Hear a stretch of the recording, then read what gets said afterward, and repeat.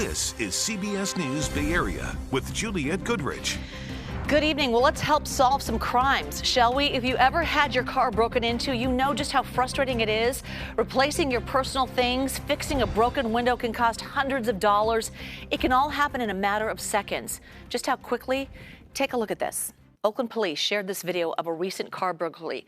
The car stops, the thief gets out, breaks a back window, grabs something from the back seat, then he's on his way. All of this taking just about 9 seconds. Now, Oakland police are experimenting with a new plan to catch these thieves, and it doesn't involve the latest high-tech gadget. It involves your phone and social media. Starting tomorrow, you'll be able to DM police on 2 social media platforms if you see someone breaking into a car. It's an unconventional tactic, but as Leslie Gooden shows us, fearful drivers say they are open to anything.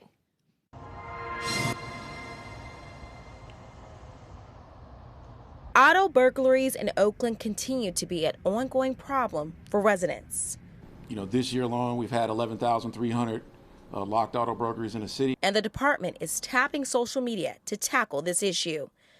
But if you send that information to us immediately, we're going to have staff monitoring the platforms, and they'll be able to relay the intelligence or the information to our surveillance team. Starting Friday, OPD will launch a pilot program where people can report an auto burglary via DM on Instagram and X, formerly known as Twitter, at the handle @OaklandAutoBurg. And neighbors like Jean, who is a native of the city, says this is welcome news. I think it's amazing. While helping her friend, she spends a lot of time in this Adams Point neighborhood and says she and other neighbors are constantly dealing with auto break-ins. Someone followed one of the cars into the garage, and they were driving a stolen car. So to compound their problems, the gate doesn't open without an opener. And so they had to ram the gate. Jean says the gate was broken for 5 weeks, and other residents in the building tell us police were slow to respond. Now, OPD is hoping this new social media tool will help, but not all neighbors think this will be helpful. One resident who did not want to be identified shared her concerns. The issue of crime in Oakland and response to crime in Oakland is so complex that you can't solve it with Twitter, right? And if we want to address crime, we have to address all the structural issues of inequality. This resident says her catalytic converter was stolen out of her driveway, not once, but twice. Did you file a police report? No. Why? Oakland police say at this point they're just trying to see if this idea will even work. So the social media accounts will only be active through the weekend. And for anyone who does plan to use it, police have these words of warning. What we cannot stress enough is that what we don't want is citizens trying to take matters into their own hands or overtly trying to film or take photographs of people. So even if these burglars are caught, there is a state loophole that may let them off the hook. Under the current law, prosecutors have to somehow prove that the car was locked. Proving someone broke a window isn't even enough. State Senator Scott Wiener is now trying to close that loophole, but similar attempts in the past have failed. And in San Jose, yet another crime-fighting tool. New license plate readers are being installed. They'll be located at intersections near businesses mostly impacted by retail theft. The technology captures a description of the car along with a license plate and can be accessed by authorities during criminal investigations. The city installed its first round of readers last year in a pilot program targeting intersections notorious for hit-and-run collisions, which police say proved to be effective. We do have the latest on the search for the main mass shooting suspect. 40-year-old Robert Card is the prime suspect in yesterday's shootings at a bowling alley and restaurant in the city of Lewiston.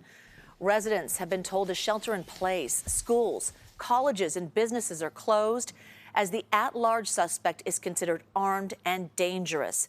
Card is a military man with a history of mental illness, and in just the past hour, reports that heavily armed police had surrounded a home owned by Card's brother, yelling for Card and anyone else to come out. No word on if he is in there. So a student from California is among those who have been sheltering in place since last night. Jeremy Twari is his second year at Bowdoin College in Brunswick, just 20 miles from where the gunman went on a rampage yesterday.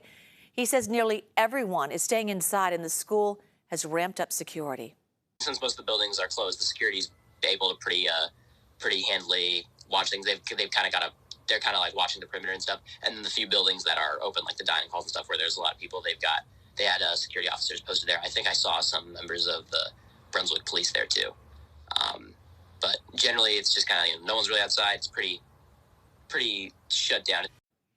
He also doesn't know what will happen with classes tomorrow. He's already had a theater performance canceled.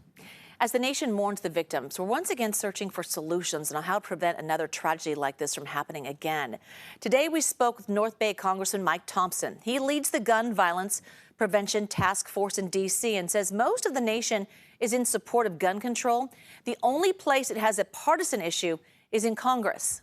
Since they've been in charge, the only bill they've brought to the floor dealing with guns is a bill to make it easier to purchase and obtain and to possess short-barreled rifles.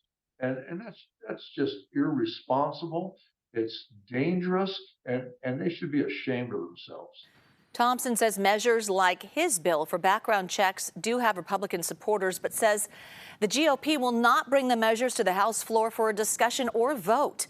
One Republican state assembly member says that it's not guns, but mental health that is the root of the problem.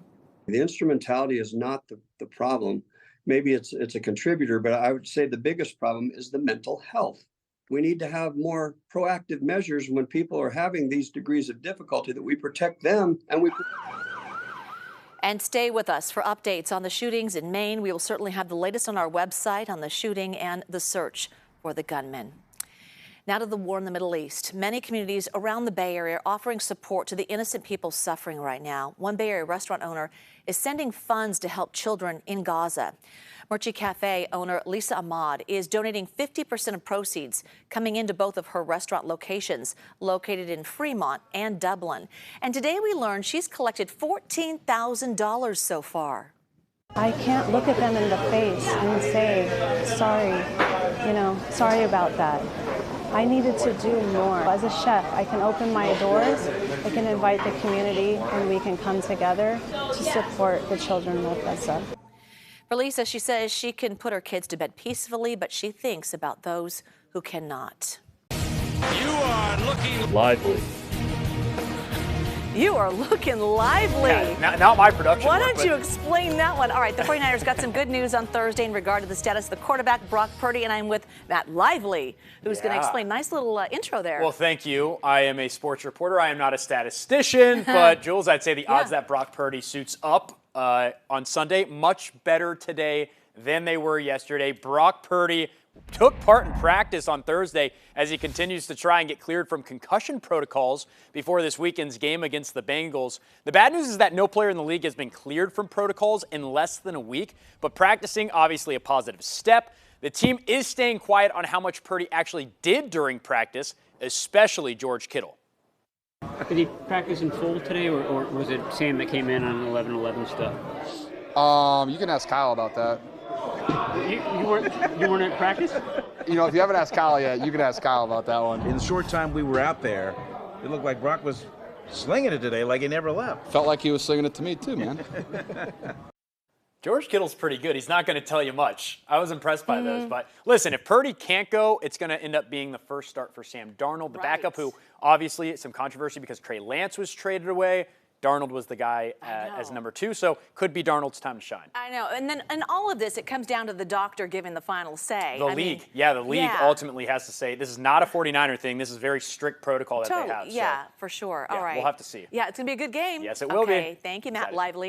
Really cute video. Puppies and kittens headed back to Macy's in Union Square for the holiday season, courtesy of the San Francisco SPCA. The adorable dogs and cats looking for their forever home. They're going to be displayed there from November 17th all the way through the new year. Adoptions free for all adult cats and dogs 5 months and older. Look at that. Right there. Could be yours. Thanks so much for watching. The news continues at 8 o'clock on PIX Plus or 44 Cable 12. We'll see you back here at 11 o'clock. Have a wonderful evening.